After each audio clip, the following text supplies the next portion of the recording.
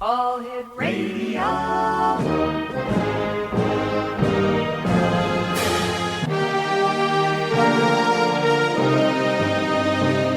Welcome to the X Zone, a place where fact is fiction and fiction is reality. Now, here's your host, Rob McConnell.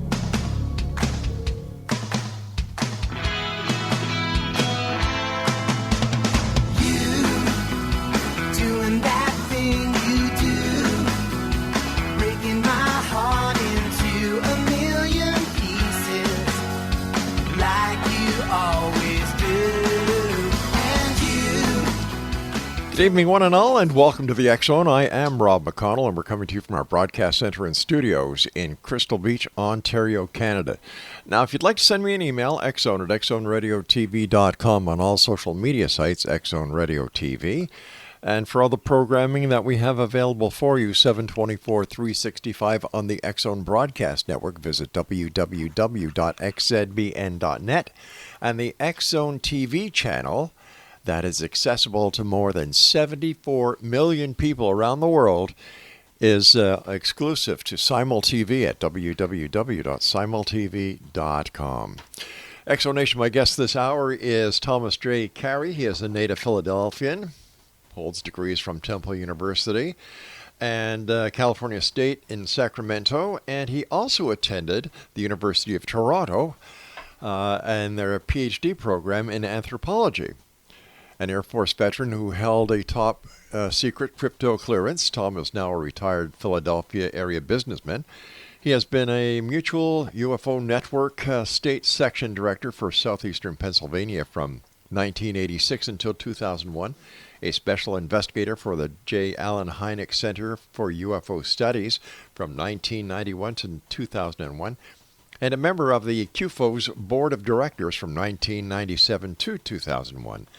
Now, Tom began investigating aspects of the Roswell incidents in 1991 for the Roswell investigative team of Kevin Randle and Don Schmitt. And as you know, Kevin Randle has a show on the X Zone Broadcast Network, and it's always great having people from Kevin's show over on this show.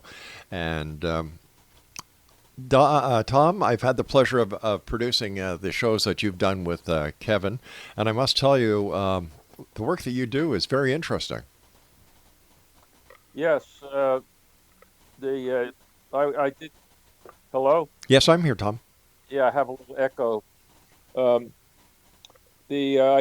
Since you and I talked last, which has been a couple of years, Rob, actually, I've done Kevin's show twice. And, of course, we talked about Roswell. The one show we talked about the so-called Roswell slide fiasco that we had down in Mexico City about 5-6 years ago, and the second show we did like a reminisce because we go back 30 years with Kevin and Don. That's quite some time, man. Yes. So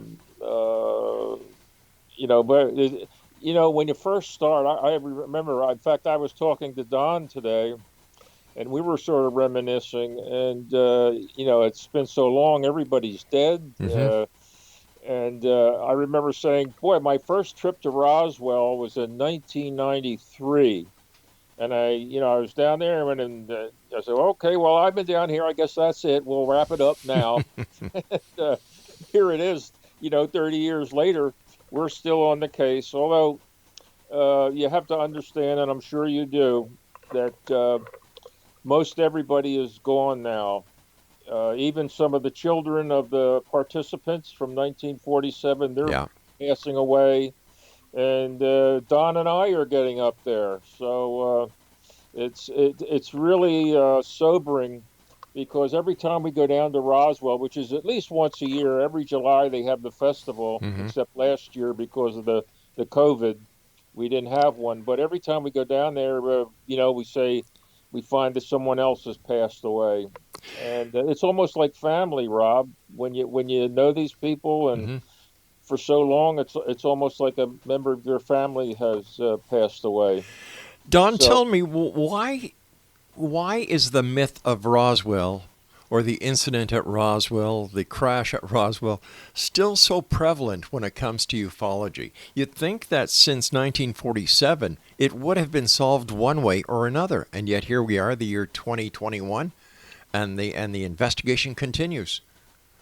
Well, Rob, that's a good question, and the simple answer is that we believe we have solved the case, but the only thing that we're missing is a physical and incontrovertible physical piece of evidence, like a steering wheel or a the dashboard from the ship. That's the fallback position of people who doubt what took place. Well, show me a piece of physical evidence. Right. Well, we don't have it, but we do have over 600 witnesses that know pieces of the story that we have assembled. We've interviewed and assembled into like you're putting a puzzle together. And we believe that we have at least solved what happened. The evidence is the testimony, because testimony is evidence, as you know, in a court of law. Yep. If it's credible testimony, it serves as evidence, and sometimes if it's extremely well articulated, it serves as a proof. So, well, let me ask you this: based on the investigation that you've done over the past 30 years, what do you believe, based on the testimony, the witnesses that you've interviewed, what happened that day in 1947 in Roswell, New Mexico? Well, late in the evening of July the 2nd, it took us a couple of years to figure out what date it was. Late in the evening of July the 2nd, there was a severe thunder and lightning storm over central New Mexico. It's their what they call their monsoon season. The July of every year is their monsoon season. And we have it from several witnesses that between the thunderclaps, they heard a muffled explosion of some sort that wasn't a thunderclap. And they wondered, what is that? And the next day, a rancher by the name of Mac Brazel, who was the foreman of a sheep ranch near Corona, the town of Corona, he's out checking fence, and lo and behold, he comes across a big field of strange debris. Looked like silvery, like aluminum, very light, something that he had never seen before. And what had happened was a ship, we believe, had if it was an internal explosion, we don't know what sort of explosion it was, but it exploded in the air, either struck by lightning or exploded some way that it rained down these small pieces of debris over Mac Brazel's sheep pasture. And he found it the morning of July the 3rd. And and he had another person with him, a young 9-year-old boy named Timothy D. Proctor was with him. And so everything was in just small pieces there. No bodies, just small pieces. And he's wondering, what is this?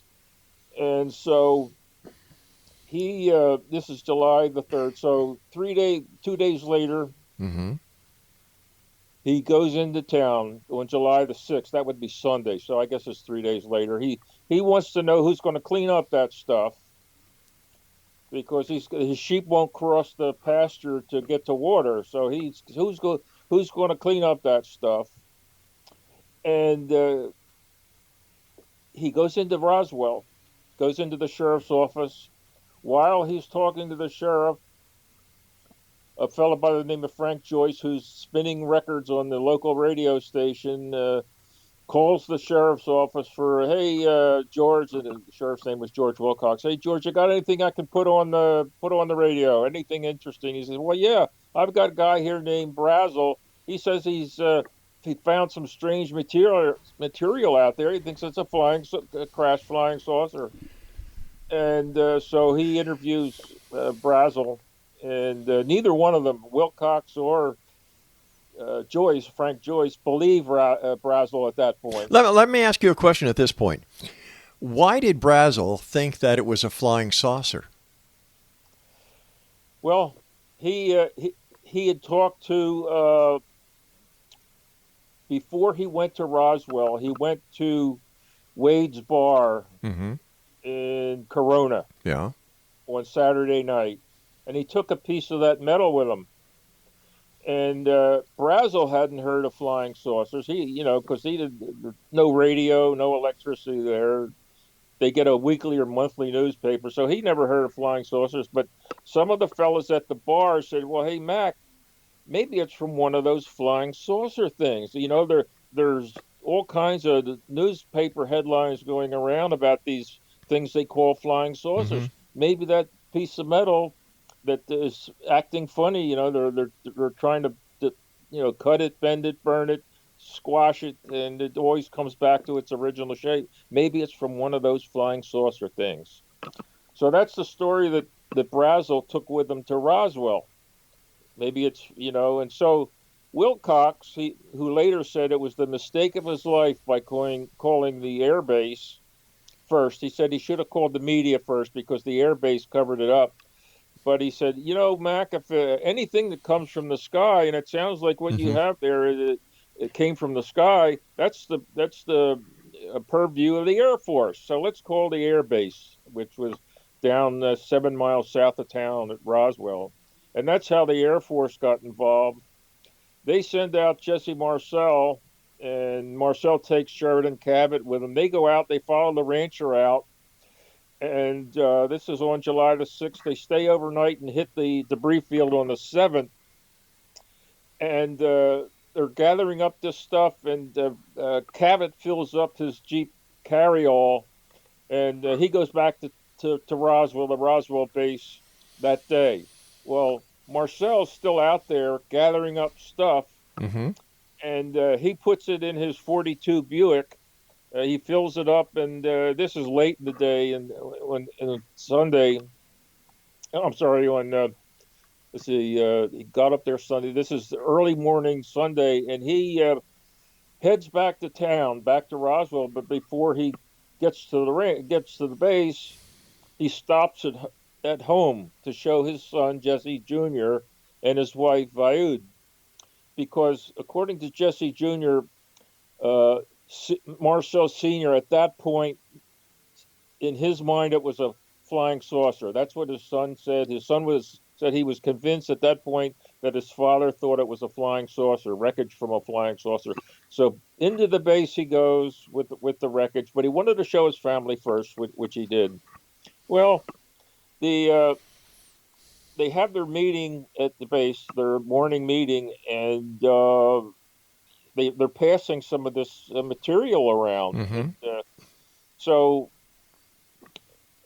whether it was, this is one of the points of contention, whether the first media press release did that come from Blanchard or did that come from higher authority? And we always debate whether it was a local faux pas from Blanchard by putting out the story that they had captured, that's the term they used, a flying saucer.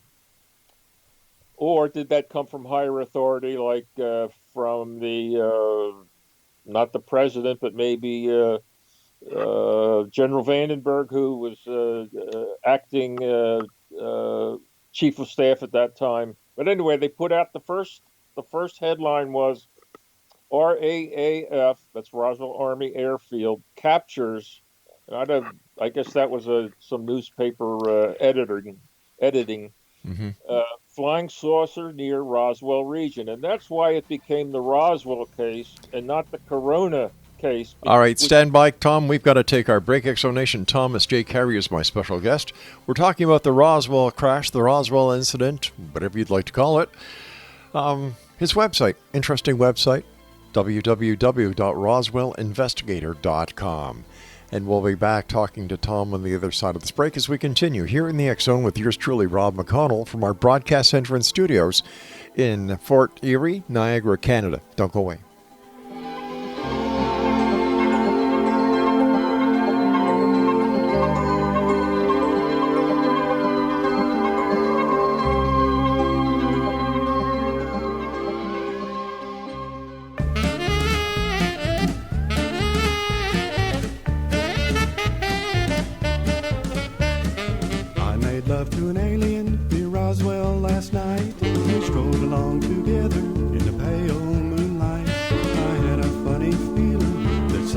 wasn't right. I made love to Lane last night. When she gripped my hand, I was feeling mighty fine, but her fingers with mine would not intertwine. When I bent down and gazed into her eyes, they were big as donuts and blacker than the sky. Welcome back, everyone. Thomas J. Carey is our special guest, and Thomas's website is roswellinvestigator.com. A couple of questions for you, Tom. To the best of your knowledge, when the Air Force, Marcel, got to the ranch, did he take any photos of the debris field? That's we don't know, Rob. We just don't know if he took a camera with him or not. He may have. We always have had rumors that somebody took pictures of it. And right. It's something that we've been looking for all these years and never came up with anybody that had them. So now, the answer is we don't know. Okay.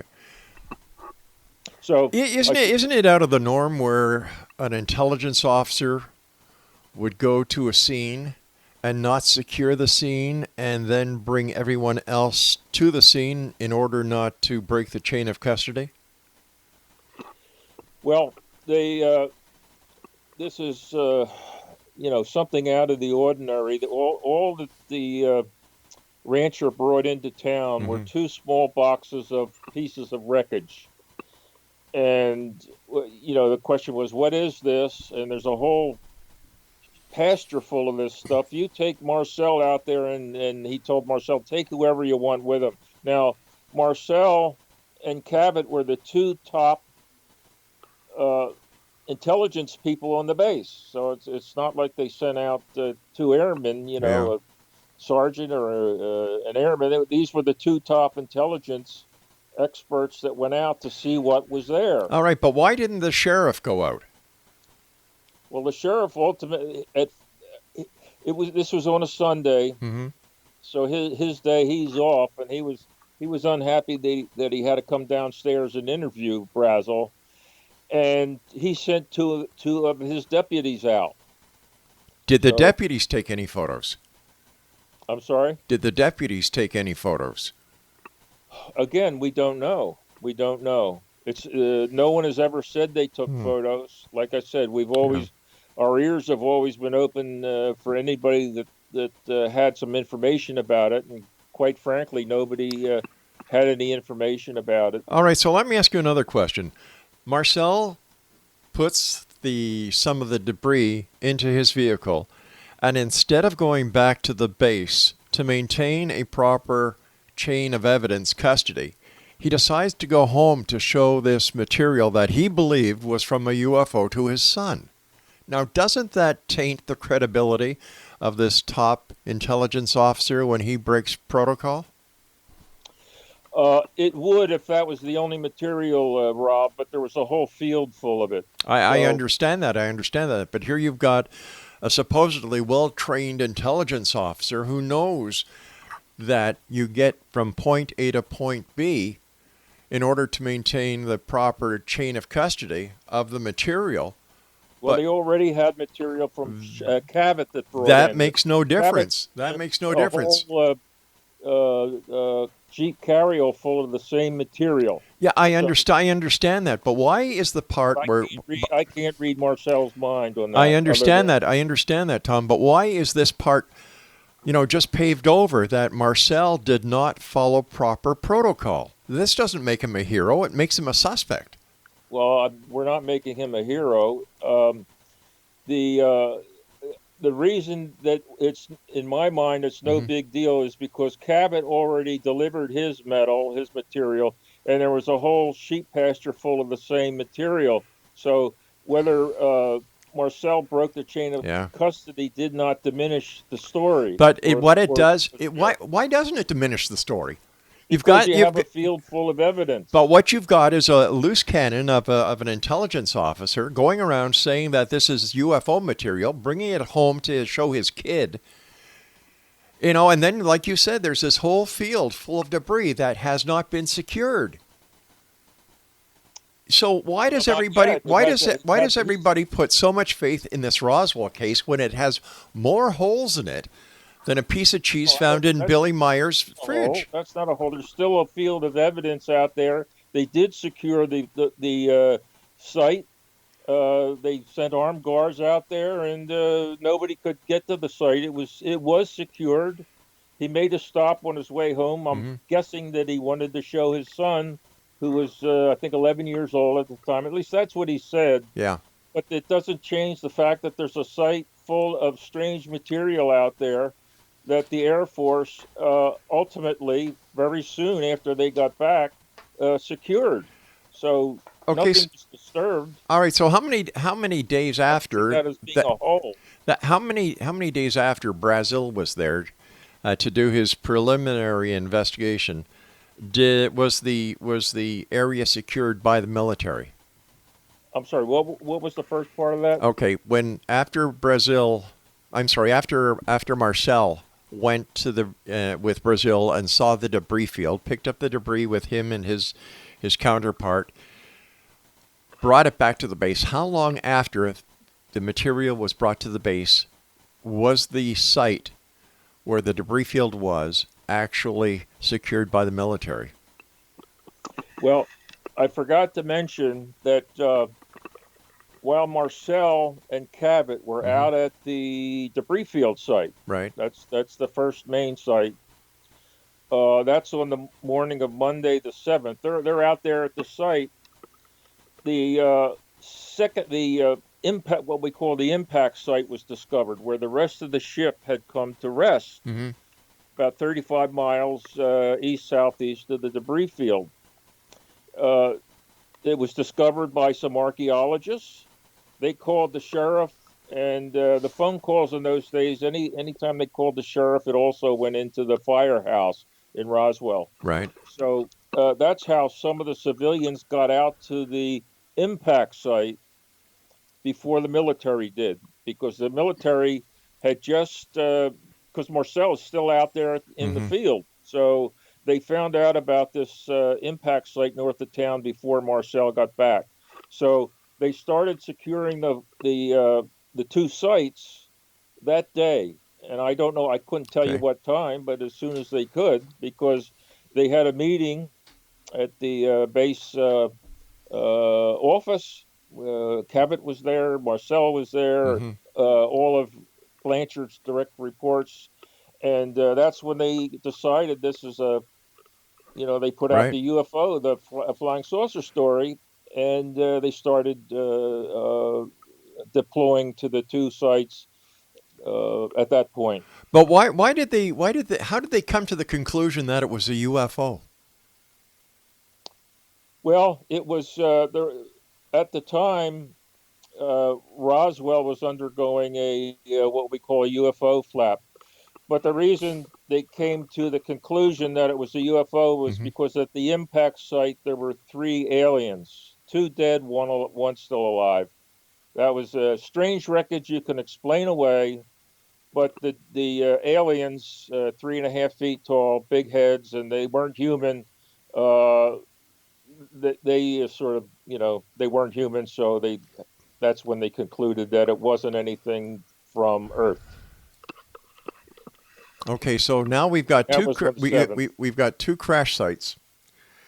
How much? We have a third site. We have a third site that was discovered at some point between the 2 sites that I just told you about.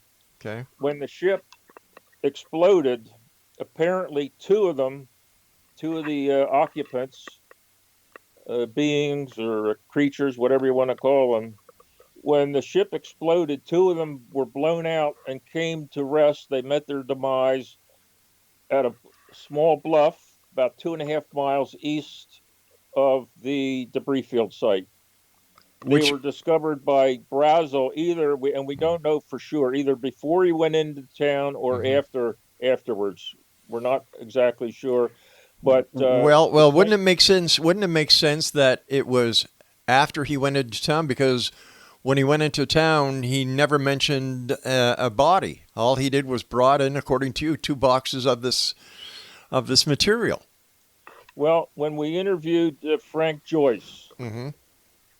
In 1998. Now, Joyce was the radio announcer that interviewed Brazel. It didn't go over the air, but he interviewed him over the telephone. And Brazel told him about this site that was 2.5 miles east. He Mm-hmm. said, "Boy, the smell is terrific. It made me sick. What's going to happen?" And he said, "So Joyce says, what are you talking about?" He says, "Oh, the I forget what he called them, the little people. They were small, and they were dead, and they smelled terrible. What's going to happen to them?" And so that's what Frank Joyce told us. So was it Brazel who first mentioned the bodies? To Frank Joyce, yes. All right. So how do we? But at the same time, that's on the 6th. But on the 7th, they found the other site north of town where there were 2 dead and 1 alive. So by that time, they said this is this is not from us. This is not from the Russians. This is not from any other country on Earth. How do we know that they actually found bodies? Well, that's what the many witnesses have told us. No disrespect, Tom, but a lot of people believe in Santa Claus too. Like when it comes to making a claim of extraterrestrials and crashed vehicles and so on, I understand the strength of the witnesses that you and Don and Kevin have talked to over the years. But here we are in the year 2021. This happened in 1947, and still, with all the investigations that have gone on, there hasn't been any physical evidence that's been turned up. Well, if you no physical evidence, but testimony is evidence in a court of law. It can be evidence, and we've interviewed over 600 people. Mm-hmm. Not everybody knows the whole story; they only know their little piece. Mm-hmm.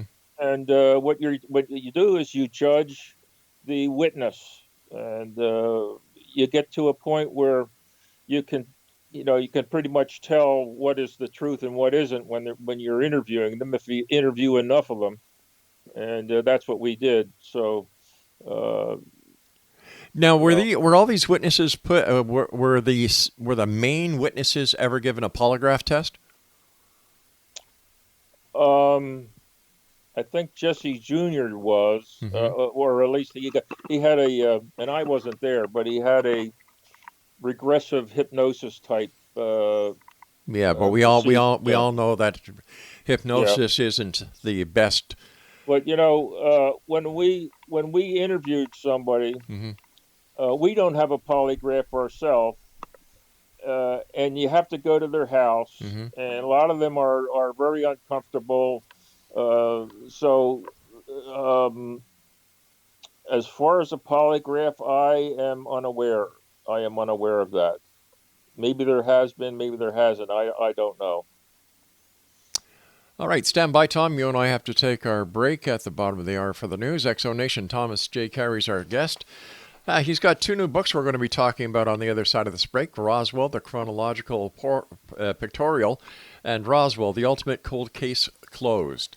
This is the X Zone. I am Rob McConnell. We're coming to you from our broadcast center and studios in Fort Erie, Crystal Beach, which is part of Niagara in the province of Ontario. If you'd like to send me an email, xzone@xzoneradiotv.com. On all social media sites, Xzone Radio TV, and the Xzone TV channel on SimulTV at www.simultv.com. Whatever you do, don't go away. We'll be back right after this news break.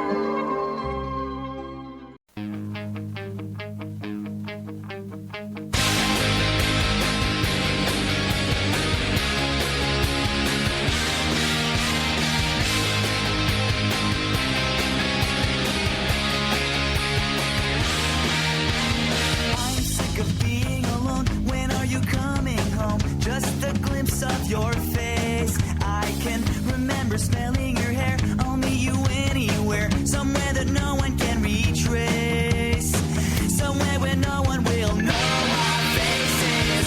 She has two arms to hold me and four legs to wrap around me. She's not your typical girlfriend. She's my alien. Explanation. Thomas J. Carey is our guest this hour. www.roswellinvestigator.com. All right, Tom. So as I understand it, there were 3 crash sites. Yes. Okay, and it was Mark Brazel who first reported the existence of the alleged ET bodies, right? Yes, Matt Brazel. Okay. Now, Mac Brazel. where was the largest debris field? The largest debris field, or the largest crash site, was the first one, the debris field site on the J.B. Foster Ranch. And that's where Brazel was, right? Yes. Okay. So the evidence is whatever happened to the bodies of the ET bodies? The ET bodies were the ones that were dead were flown to Wright-Patterson or Wright Field in Dayton, Ohio. And they remained there for, as near as we can tell from people who were there, until the early 1980s. And during that period, they were loaned around to various military hospitals for examination. And so we have a few stories like that where doctors and officers had seen a body or two at this base or that base. So Wright Field was the destination. The live one didn't go immediately to Wright Field, and it turns up in April of the following year at Wright Field by a witness who saw it there. So that's where they went. Where they are today is anybody's guess. The last information we had was from a former commander at the Foreign Technology Division at Wright-Patterson. Went on his dying bed. He said that we have 5 aliens in Utah, which means Dugway would be the Dugway proving grounds. So that's our last best guess. Now, are these 5 different aliens or the 5 aliens from the Roswell crash? Well, we're assuming because there were 5, and he just mentioned 5, that and this was some years ago. I see. And so we just assumed that those were the Roswell. But initially they went to Wright Field for a number of years. You know, with today's technology and people breaking into data banks and taking, hacking and so on, if this information is hidden in a government database somewhere, and a country like China or Russia wanted to really embarrass the United States of America and prove to the American people that the government has been committing a conspiracy, thereby weakening the faith of the government, all they need to do is break into a database and get the information and put it all over the place.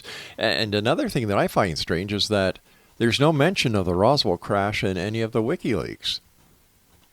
Any of the what? The Roswell crash information or references to the Roswell crash or UFOs or extraterrestrials in anything that WikiLeaks has dumped. WikiLeaks? Yeah. Boy, you got me there, Rob. I confess to ignorance about WikiLeaks. I thought he was mostly political. Well, wouldn't this be classified as political? I don't think so. It's esoteric, but I wouldn't say it's political. Okay. All right. Maybe that's why. Maybe that's why I couldn't find any reference to it, because it isn't political. So when you one of the titles of your book is Roswell, Roswell, the ultimate cold case closed. How did you close it? Every book we've ever written, and that was the 7th book. We've co-authored 7. Every one, I think, is the last one. And that was a few books ago. But because so many people were dead, and in fact, I can't think of any of the witnesses that we interviewed that are still alive. Wow. We just did encapsulated our reminiscences about the case and where it was, where it is, and where it might be going. And the case isn't closed. And we're writing a book now that will come out in June, and they were already committed to a 2022 book, which will be the 75th, believe it or not, the 75th anniversary of the Roswell crash. We're going to have a sort of like a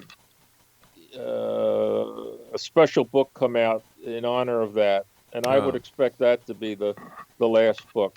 But, I'm sure the town of Roswell will be having a major festivity and raking in the loot and having all the dingbats there. Yes, but I couldn't. The only thing I can think of right now, because we in my own mind we have the case nailed. The only thing that could happen would be a piece of wreckage that would come forward somehow. All right, let me ask you this. What would happen if a piece of wreckage did come forward and it was found to be non-extraterrestrial but something from Earth? What would happen? Well, it would be a terrestrial piece of wreckage. Which would mean their crash had nothing to do with extraterrestrials, right? How would we know that it came from the crash? Well, what makes us think? Now, this is something that I've often wondered. How do we know that life on other planets would use the same,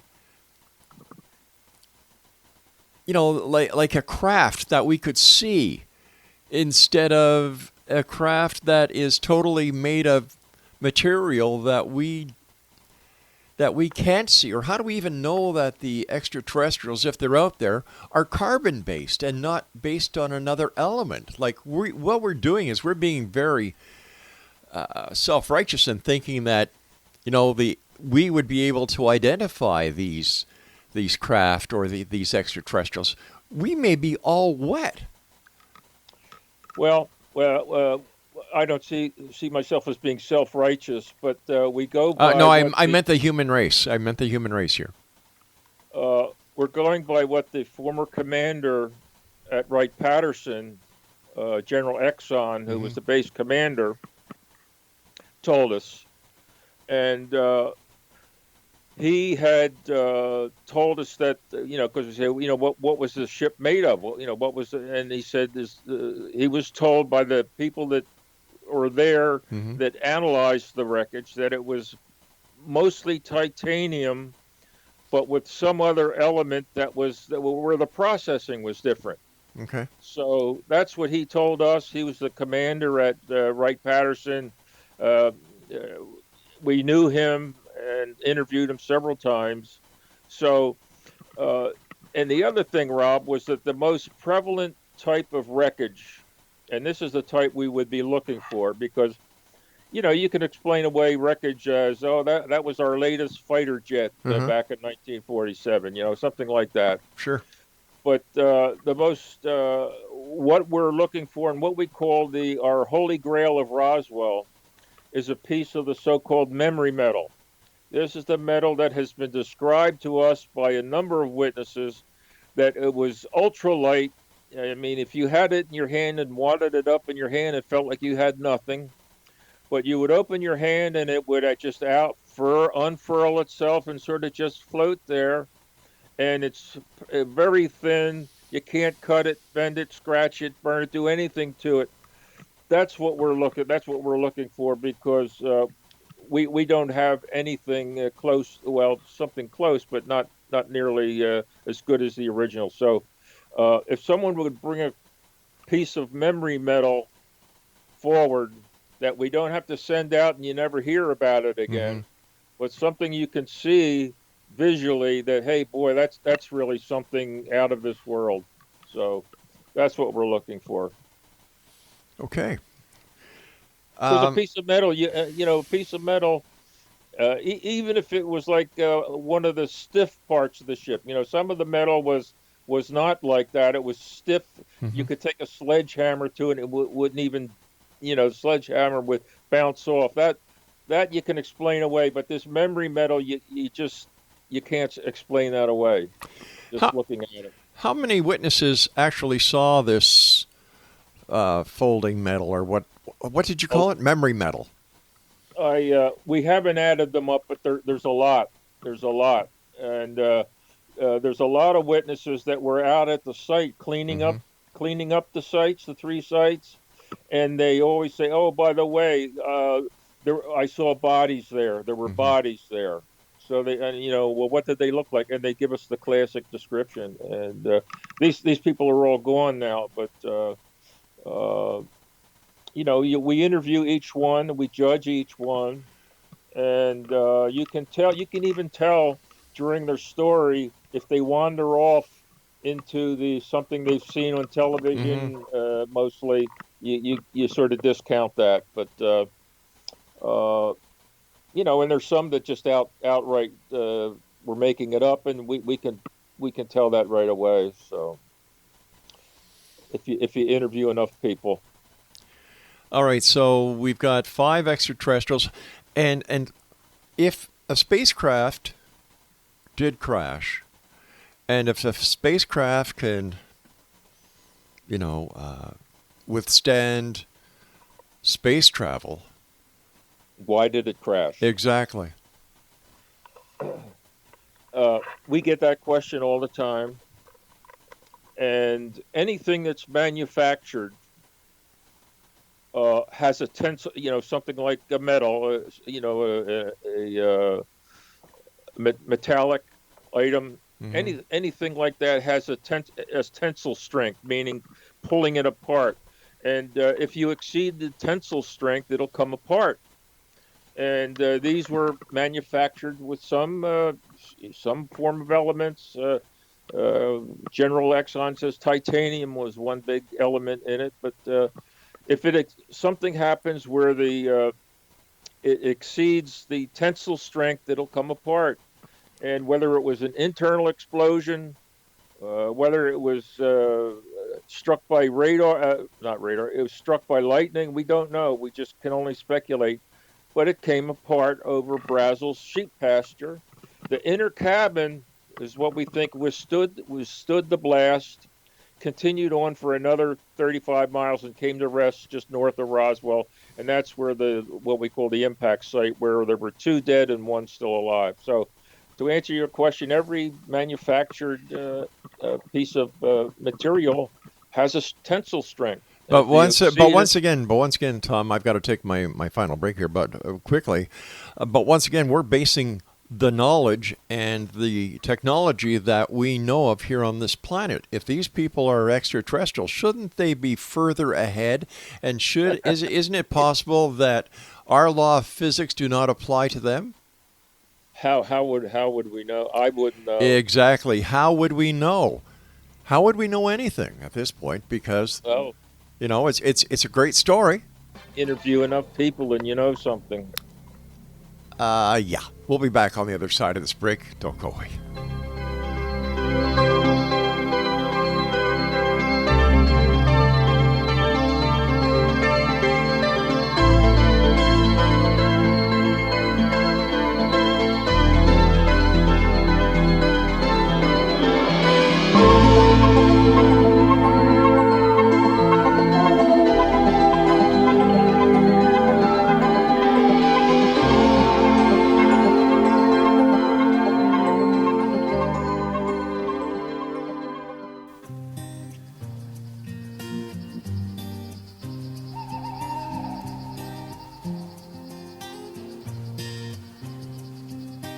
Out in the field, farmers grow bread and called for the meal took for the shed.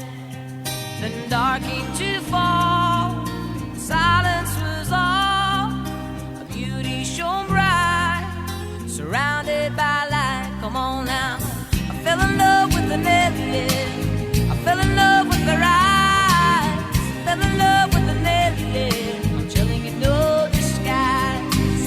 I'm in love with an alien. And welcome back, everyone. Thomas J. Carey is our special guest this hour. Thomas has two new books out, Roswell, the Chronological Pictorial, and Roswell, the Ultimate Cold Case Closed. And for more information about Thomas and his work, his books, and so on, visit his website at roswellinvestigator.com. We were talking about the Roswell incident, and there are so many questions that are unanswered with this. It seems that there are a lot of investigators that are still looking into it, like yourself, Don Schmitt, and of course Kevin Randle, and many others. With all the people that are looking into it, and I'm sure there are thousands, including the armchair investigators that surf the internet for information that somebody might have missed. How come we're no closer to getting that all-important and necessary piece of physical evidence to define definitely what this case is all about?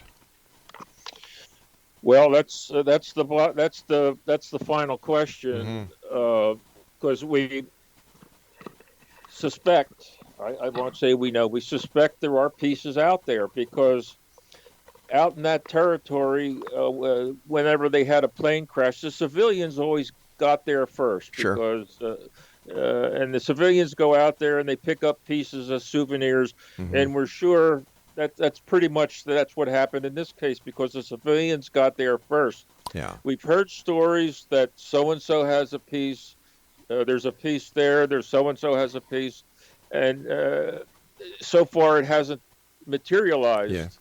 Not to use a pun, but that was a good one. It's one of the big disappointments of the case, but I'm confident that at someday, and this sounds like pie in the sky, but along the trajectory, Rob, from where the ship exploded to where the final impact site was, along that trajectory, there were pieces, no doubt, falling off the ship. So, but that's a big desert out there, and it's 75 years almost since this happened. So that's unlikely that it's going to come that way. And we believe that one of those Corona ranchers, one of these days, is going to turn up something. But it's a long shot. Yeah. I agree with you. But that's the only missing piece to this case. Again, not to use another pun, but Sure. that's the missing piece. All right, but do you find it strange that Jesse Marcel himself hadn't kept a piece? Because he did bring it home, and you're showing it to his kid. And if he really thought it was part of UFO, and there was this massive debris field, and there was already stuff at the base, why didn't he keep a piece? Well, we don't know that he didn't keep a piece. Well, there is a story that he did, and that he kept the piece of all places, in the water heater in his house in Houma, Louisiana. There was also another story, and we tried to follow up on this, that he and Sheridan Cabot had a piece, and they were over Marcel's house, and the wives were talking, and Marcel and Cabot went into the kitchen. They started cooking it up to see if they could get it to do something, destroy it, meld it, whatever. And somebody said, you shouldn't have that piece of metal. And so they went out back where they had just poured a patio. And when they came back, they didn't have the piece. So all these years we've been thinking that maybe there's a piece under the Marcel patio still. The only problem is that the patio is no longer out back. It's part of the inside of the house. And we offered to buy the house so that we could, do a Geraldo Rivera type case. and dig up the patio, but the owner wouldn't sell, and it's still possibly still there. But that's one story about Marcel. The other one is that he had kept a piece, took it when he retired to Houma, Louisiana. He had a piece, and he kept it in an old water heater, which is long gone, of course. But that's the two stories we heard about Marcel and his possibly keeping a piece of the wreckage. You would think he would, but that's as close as we got. We also had a story where Walter Hout, the public information, had a piece at his house, and it was I won't tell you where he kept it because we still have plans to try to do something about that. And those are the stories that come to mind. And but we believe that there are military personnel who were able to pocket a piece, and certainly some of the civilians that got out there before the military took a souvenir or two. And it's a long shot, I agree, and we can only hope that somebody comes forward and it's a piece of the memory metal and not some of the other stuff where you can say, oh, that's just a piece of metal, where the memory metal you can see that it's different. I'm going to ask you a hypothetical question here. What, in your opinion, would ufology be like today if Stanton Friedman had not brought this story forward? That's a great question, because for me, Rob, when I read the book, The Roswell Incident, all the other UFO stories just faded away. Yeah. This Roswell story was, for me, the UFO story of all time. Mm-hmm. And being on it for 30 years, I mean, what have you done? For 30 years to be so interested in something like that. But it's the best case as far as interest, the story, and there are a couple other UFO cases that are interesting that I'm interested in, but nothing like this. And if there hadn't been a Roswell case, what case would it be? I don't know, Rendlesham or Westall in Africa. I'm sorry, Australia, or Zimbabwe in Africa. Two good cases. What was it that got you interested in ufology? I was always it was the thought of somebody living somewhere else. Somebody living not on the earth, but somewhere else, and they're visiting us, and they don't look like they're hominoid, but they're not us. And it was the thought of somebody else out there, and that's the interest. And the fact that the Roswell case, we're talking about not lights in the sky that dart around or tic tacs that go back and forth, but a real corporeal or however you pronounce it, corporeal, a physical wreckage to the case, and then bodies. The case has everything.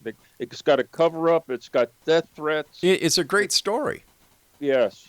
But once again, that's what blew me away when I read the Roswell Incident book.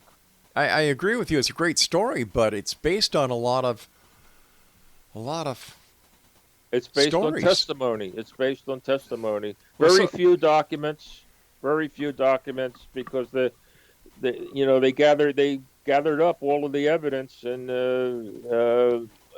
one of the airmen at the base, Patrick Saunders, was so proud that he was given the task of destroying all evidence, documentary evidence of the incident, and he told his daughter, and she told us, and so you didn't hear this firsthand? No, we heard it from his daughter. Oh, okay. A lot of people get their 5 minutes of fame from talking about the Roswell incident, or claiming to be witnesses, or claiming to have knowledge of it. This is why I hear you when you talk about witnesses and testimony, but there's no smoking gun. Well, if you're talking about a piece of physical evidence, you're correct. There's no physical piece of evidence that we have that we can point to that we have recovered. Yeah. And as I say, testimony has sent people to the electric chair when they had electric chairs. Mm-hmm. But if testimony, if it's credible, is evidence in a court of law. You can't get around it. I understand what you're saying, Tom, and I understand the enthusiasm of you people who are into the UFO phenomenon, and people who, who really I'm not into the believe. I'm not into the UFO phenomenon. I'm into, like I said, Roswell is, you remember the movie The Verdict with Paul Newman? No, I don't. I'm sorry. He was handling a case, and his sidekick said, "Take the money, take the money." He says, "No." He says, "There'll be other cases." He says, "No. This is the case. This is the only case." And that's my feeling about. Yeah, I understand that, but Paul Newman was portraying a lawyer, if I'm correct, it had something to do with a criminal case. But we're talking about. It was the principle. It was the principle that he had other cases. Just take the money on this one. He says, "No, this is the case. This is the only case that I want to work on." So that was it. So that's how I feel about Roswell. So what's your next step in proving or disproving it? Well, it's pretty hard for us to. You can't prove a negative. So.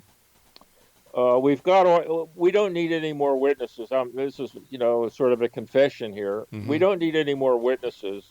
Plus, we don't know that any are still alive. But it'd be nice to have a piece of physical wreckage that we've been talking about tonight, and that would be the cap the case. That would be it if we could get a piece of memory metal. And if a piece of physical evidence is never found, what does that do to the case? I'm sorry, we don't have a piece. No, I know. But what I was saying is, what happens if a piece is never found? If it's never found, yeah. Well, I guess you'll believe what you'll think what you think, and I believe what I believe, because I believe right now that we have the evidence that.